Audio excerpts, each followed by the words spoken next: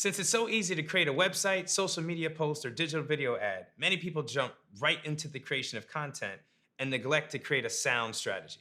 And that was way more difficult to do when traditional media had long lead times, high production costs, and overall media was pretty expensive. However, as technology has shifted, our options for connecting to our customers has grown tremendously. At this time, I'm going to ask for you to pause the video and write down all of the different ways that a company can or is communicating with you right now.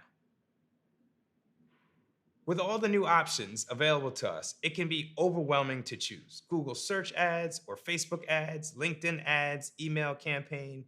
In this section, I will offer a few frameworks and tools that you can use to make this decision much easier.